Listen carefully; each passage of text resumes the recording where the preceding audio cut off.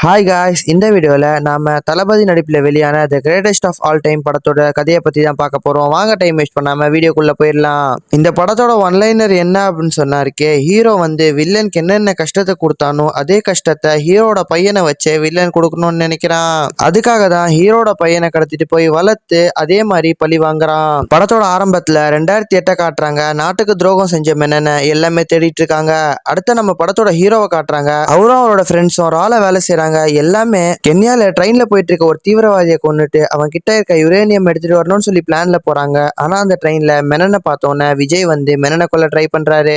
அதே நேரத்துல நம்ம ஹீரோவோட ஃப்ரெண்ட்ஸ் செட் பண்ண பாம் ஒன்னொன்னா வெடிக்க ஆரம்பிக்குது. உடனே நம்ம ஹீரோவும் அவரோட ஃப்ரெண்ட்ஸும் ஹெலிகாப்டர்ல தப்பிச்சிடுறாங்க. அப்போ அந்த ட்ரெயின்ல இருந்த எல்லாமே மெனன் உட்பட எல்லாமே இறந்துடுறாங்க.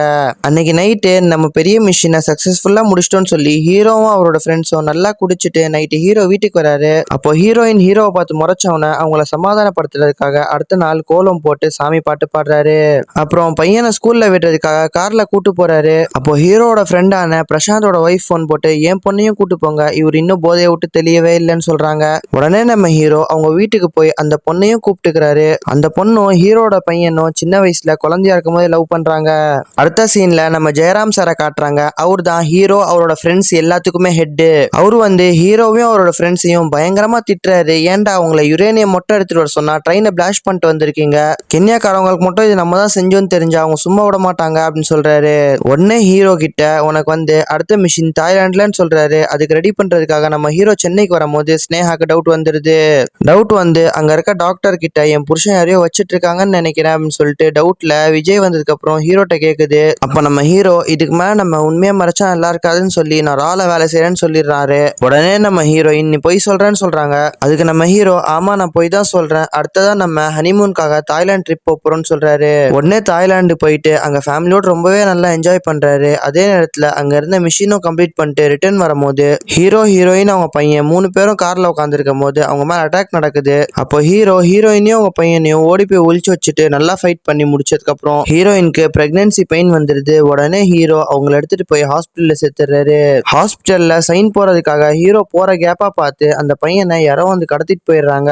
ஹீரோ அந்த பையனை தேடி ரொம்பவே அழுகுறாரு. அப்போ திடீர்னு நியூஸ் வருது ஏதோ ஒரு டெட் பாடி இருக்குன்னு சொல்லி. உடனே ஹீரோ அங்க போய் பார்த்தா சின்ன பையன் எரிஞ்சு கிடக்குறான். அதை பார்த்து தான் பையன் தான் எரிஞ்சுடான்னு சொல்லி நினைச்சு ரொம்பவே கதறி கதறி அழுகுறாரு. அதுக்கப்புறம் ஹீரோக்கு இன்னொரு பொண்ணு பிறக்குது.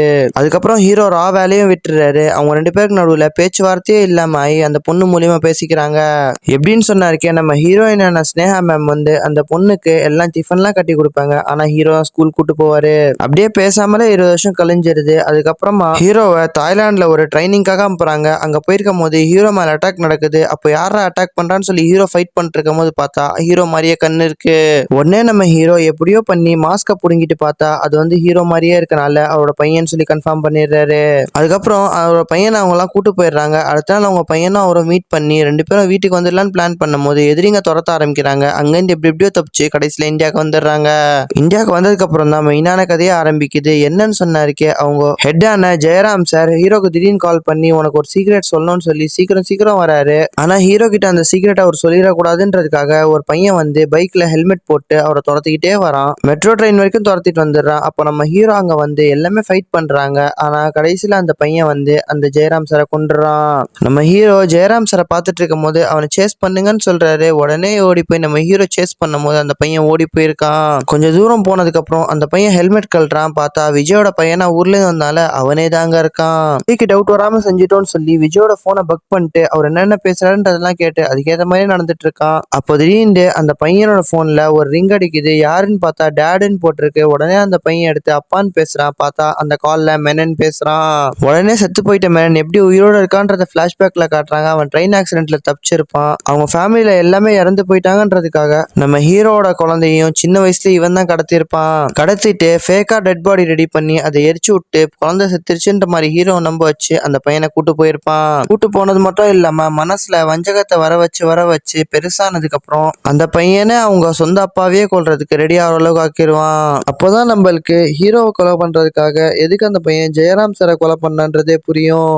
ஏன்னு சொன்னாருக்கே, வில்லன் இந்த பையன்கிட்ட சொல்லி அமைச்சிருப்பான். இந்த மாதிரி அவங்க எப்படியே ஃபேமிலி கஷ்டம் கொடுத்தாங்களோ அதே கஷ்ட அனுபவங்களும் அனுபவிக்கணும்னு சொல்லுவான். அப்ப நம்ம ஹீரோ ஜெயராம் சாரோட போனை யாரோ ஒருத்தவங்க திருடி வச்சிருக்காங்கன்னு சொல்லி அந்த திருடன் கால் பண்ண அவன் தான் யோகி பாபு. ஹீரோ யோகி பாபுட்ட நான் 50,000 பணம் தரேன், அந்த போன் எடுத்துட்டு வந்து ரிட்டர்ன் கொடுத்துருன்னு கேட்பாரு. உடனே திருடனும் ஓகே நான் வந்து ரிட்டர்ன் கொடுத்துறேன்னு சொல்லி வரும்போது நம்ம குட்டி விஜய் போன் பண்ணி நான் உனக்கு 1,00,000 தரேன், அவங்கள்ட்ட போன் தராம என்கிட்ட கொடுத்துருன்னு சொல்லி கேட்பான். அப்போ உடனே பெரிய விஜய் போன் பண்ணி அவன் ஒரு கொலைக்காரன், அவன் கிட்ட போவாத, அவன் உனக்கு கொன்னு போனை புடுங்கிட்டு போயிடுவான்னு சொல்லுவான். உடனே இவனும் ஓடி போய் ஒரு ரூம்ல பூந்துக்குவான். அப்போ விஜயும் அவன் கூட இருக்கவங்களும் 2 பேரும் சேர்ந்து போனை தேடிட்டு இருக்கும் போது போனை கண்டுபிடிச்சு உடனே ஒரு வழியா எப்படியோ போன் இவன் கையில வரும்போது குட்டி விஜய் போய் அவனை கொன்னுட்டு இந்த போன் அவன்கிட்ட புடுங்கிட்டு வந்துருவான். உடனே விஜயும் எந்தெந்த ஆங்கிள்லயோ போய் போய் எப்படியாவது யாருன்னு கண்டுபிடிச்சிடணும்னு பார்ப்பான். ஆனா அவனும் எல்லா ஆங்கிளும் தப்பிச்சுக்கிட்டே இருப்பான். அதுக்கு காரணம் என்னன்னு சொன்னாருக்கே, விஜயோட போனை அவன் பக் பண்ணி விஜய் என்னென்ன கால்ல பேசுறானோ எல்லாத்தையும் கேட்டு கேட்டு அதுக்கேத்த மாதிரி தப்பிச்சுக்கிட்டே இருப்பான். ஆனா ஒரு நாள் குட்டி விஜய் கூட இருக்க அவனை ட்ரேஸ் பண்ணிட்டு அவன் எங்க போறான்னு பார்த்துட்டே இருந்தா அவன் நேரம் போய் குட்டி விஜய் மீட் பண்ணுவான். உடனே தெரிஞ்சிடும் இவன் தான் எல்லா கொலையும் பண்ணியிருக்கான்னு சொல்லி. அதே நேரத்துல ஹார்பர்ல அப்துல்ன்ற ஒருத்தனும் மெனன் அதுக்கப்புறம் இன்னும் 2 பேர் 4 பேரும் ஹார்பர்ல மாட்டிருப்பாங்க. உடனே குட்டி விஜய் நம்ம மீனாட்சியை கடத்தி வச்சுக்கிட்டு அவங்கள நீ உயிரோட விட்டாதான் நான் இவனை விடுவேன்னு சொல்லுவான். உடனே விஜயம் விட்டுருவான். அப்புறம் பிரபுதேவா கால் பண்ணி எல்லாத்தையுமே ஃபாலோ பண்ணுங்கன்னு சொல்லுவான். அப்போ குட்டி விஜய் மீனாட்சியோட கழுத்தை அறுத்து போட்டு போயிட்டே இருப்பான். இங்க நம்ம ஹீரோ அவரோட ஃப்ரெண்ட்ஸ் எல்லாம் மீனாட்சியை தேடி தேடி வந்துட்டு இருப்பாங்க. அங்க திடீர்னு பார்த்தா கழுத்தை அறுத்து பொணமா கிடக்கும். உடனே நம்ம ஹீரோ அந்த வில்லனோட ஆளு எங்க போறான்னு சொல்லி ட்ரேஸ் பண்ணி அவனை ஃபாலோ பண்ணிட்டு எங்க போறான்னு பார்த்தா அவன் குட்டி விஜய்கிட்ட போவான். அதை பார்த்த ஹீரோ ரொம்ப பேஜாராயிடுவான்.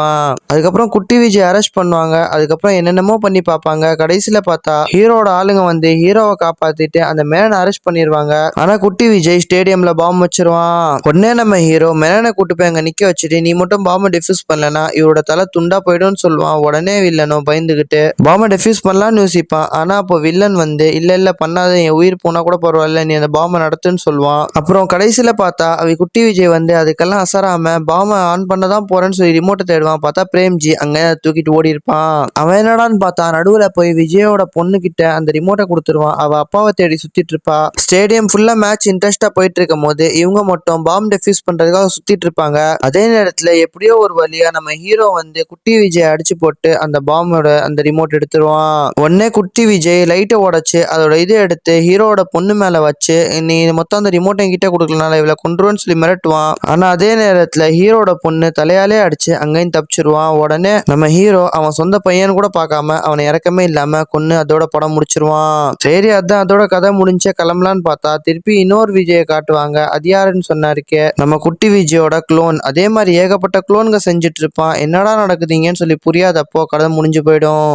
இதுக்கு நடுவுல பிரபுதேவா கொடுத்த ஒரு ட்விஸ்ட் ஒன்று இருக்கும். அவன் எல்லாத்துக்குமே துரோகம் பண்ணியிருப்பான். அதை நீங்க தியேட்டர்ல படம் பார்த்தா உங்களுக்கே புரியும். இந்த வீடியோ உங்களுக்கு பிடிச்சிருந்துச்சுன்னா லைக் பண்ணிட்டு மறக்காம நம்ம சேனலை சப்ஸ்கிரைப் பண்ணிக்கோங்க. அதே மாதிரி இந்த வீடியோ பத்தி உங்களோட கருத்து என்னன்றதை மறக்காம கமெண்ட் செக்ஷன்ல கமெண்ட் பண்ணிட்டு போயிருங்க. பாய் காய்ஸ், அடுத்த வீடியோல பார்க்கலாம்.